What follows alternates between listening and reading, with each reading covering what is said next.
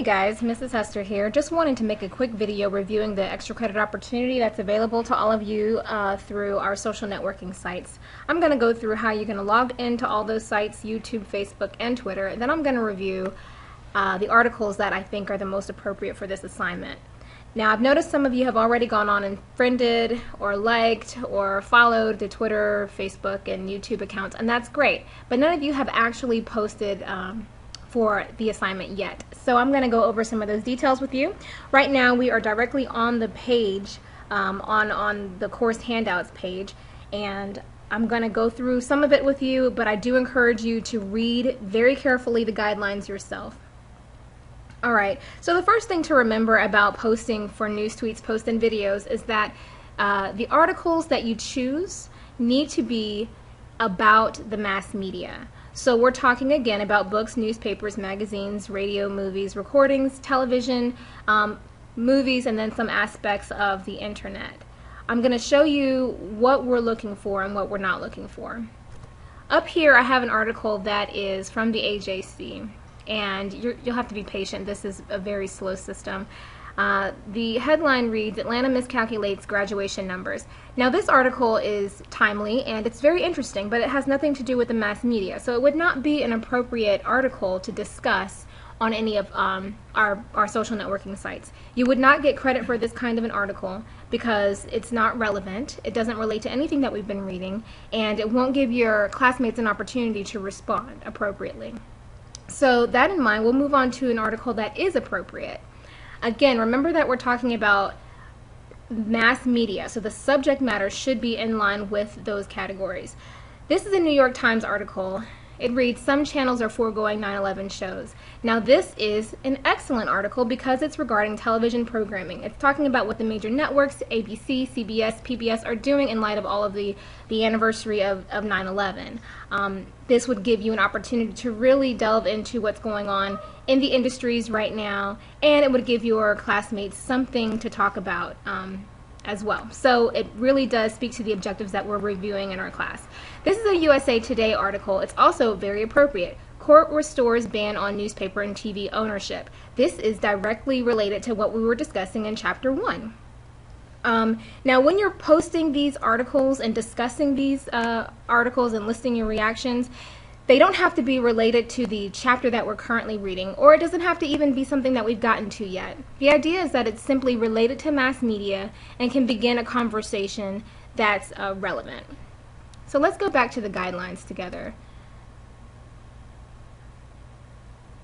I'm going to go over how the point system works before I show you how to log into each of the accounts. You can earn 6 points on each exam for participating in this extra credit opportunity. You will get 2 points for finding an article, posting that article on either Twitter, Facebook, or YouTube, and then writing your reaction. Your reaction should be in line with the critical questions guidelines, meaning that they should be the link that's appropriate for that particular outlet. So for Facebook, you are welcome to write 5 to 7 sentences and make sure that you are referencing the text and make sure that your speech is grammatically correct. All of those things apply here. The same is true for YouTube. This is an opportunity for you to post a video discussing an article that you have found. So you want to keep your discussion to about 4 minutes or less. Make sure that you are, again, mindful of your grammar so that people can understand what you're saying. And then be sure that you're referencing the text, making your argument clear as possible. Some of the things you may be interested in doing is writing how that article affects your life or what something new that you learned from that article, and then posing provocative questions, stating your opinion about it, saying how it's related to the readings, giving your classmates something to respond to.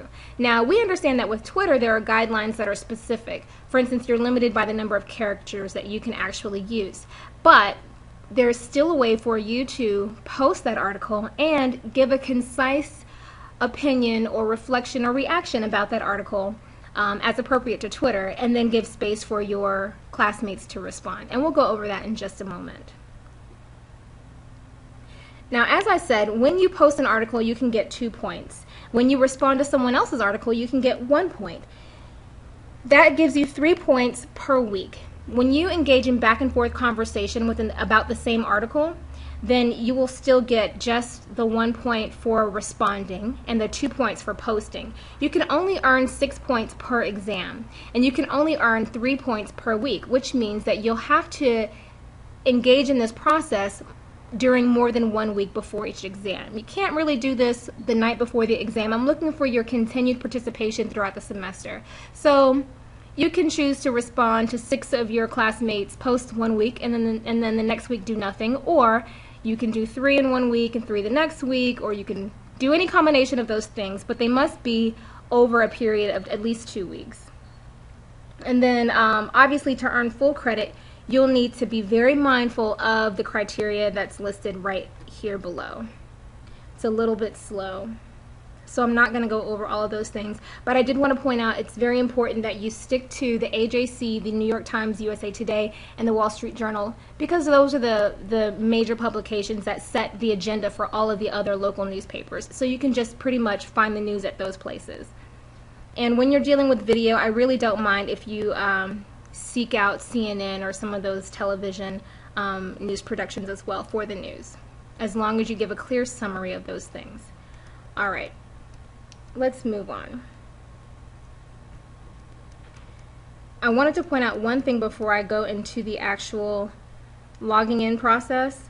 Whenever you post via Facebook, YouTube, or Twitter, you need to confirm that you've posted by sending me an email with either Twitter, Facebook, or YouTube in the subject line. You don't need to add anything into the message box. Just email me via Coursden and let me know that you've done it, and I can go and confirm it. That way there's no confusion. Sometimes you have different aliases and I don't want to miss anyone. Alright, now there's a slight delay. Let's talk about YouTube. For YouTube, all of our videos will be password protected. For this reason, it's necessary for you to sign in as COM1154. So for those of you who are not familiar with YouTube, you can just go to www.youtube.com, go into the sign-in page, and you will sign in as COM1154.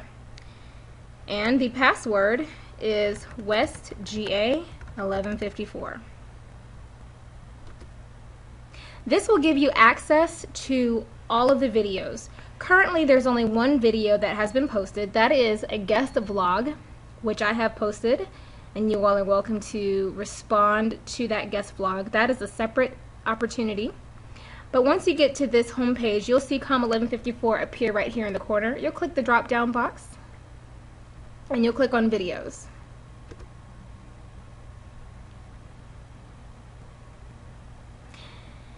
If any of your classmates have posted a video, I'll send out an announcement letting you know that that is there and that you can respond to it. You can also feel free to check these personally.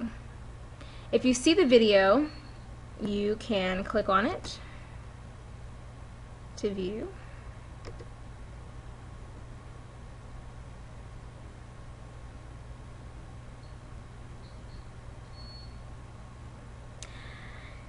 This requires extreme patience. When the video appears, well,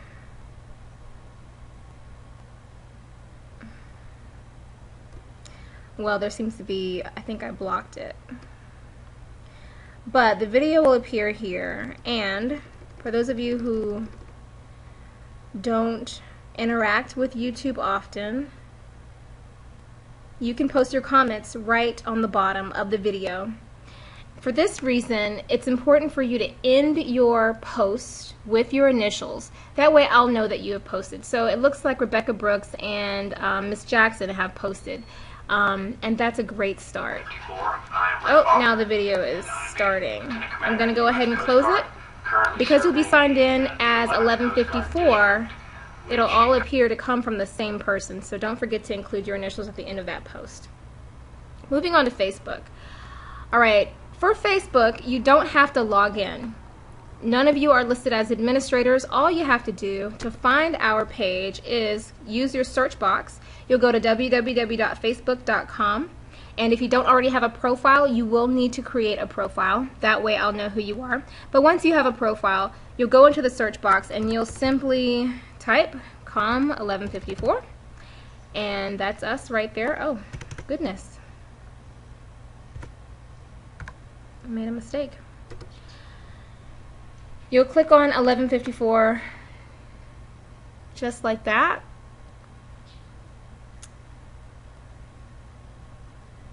You can take a look at what's on my wall right now. It's published from Spain. For some reason, the home page is on the Getting Started page when I click on, probably because I'm an administrator, but all you have to do is go to the wall, which is right there on the left-hand side, and make sure that you like the page. Typically, if you don't already quote-unquote like the page, there will be a like button up here at the top, and that will allow you to have access and begin to post onto the page.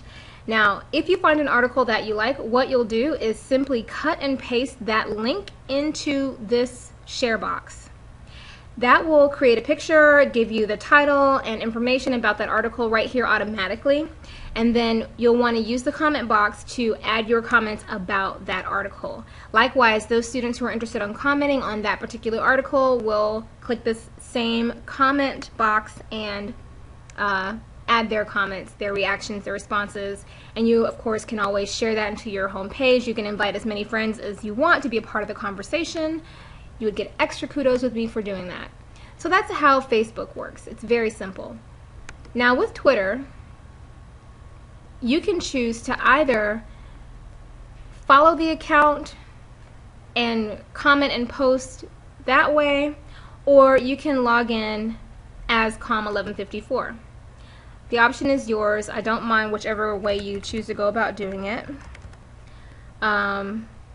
It's not necessary to log in as the administrator for com1154 for Twitter, but you are welcome to. Again, it is com1154 is the username and westga1154 is the password.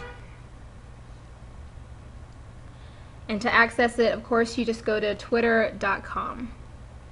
Now with Twitter, as we mentioned before, and I'm sure all of you know, you're limited to the number of characters that you can use.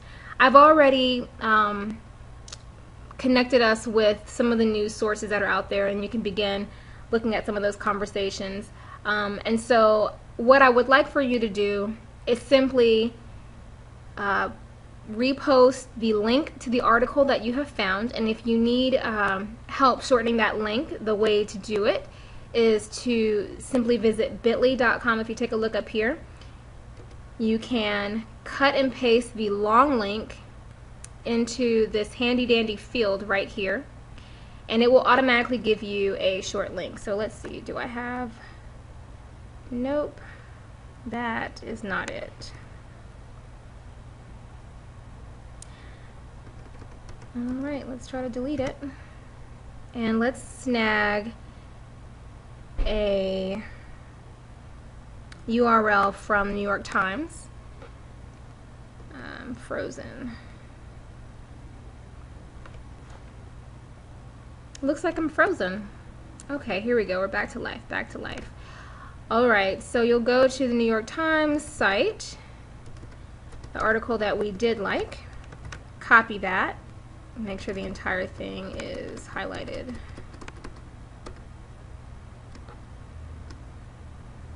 I am losing patience.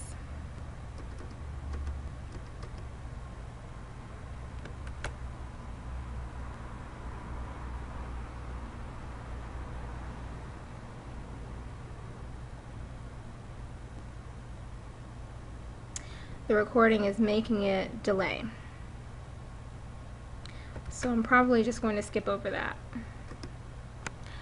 In any case, when you're using Twitter, what you'll want to do, instead of copying a long link and using up all of your characters, you'll just create a short link with bit.ly, and that creates these small titles that you see right here, just like that right there. And you can still insert your opinion and your reaction within those characters and open the gate for your classmates to respond to you and engage in conversation. So going back to the Blackboard system, to CourseDen, Again, all the guidelines for each of those social networking sites are here. I suggest that you read them very carefully before you begin to post so that you don't lose points. And if you have any questions, of course you can email me directly on CourseDen, and I will be happy to respond to you very quickly or meet with you via chat during my virtual office hours on Tuesday. Thanks.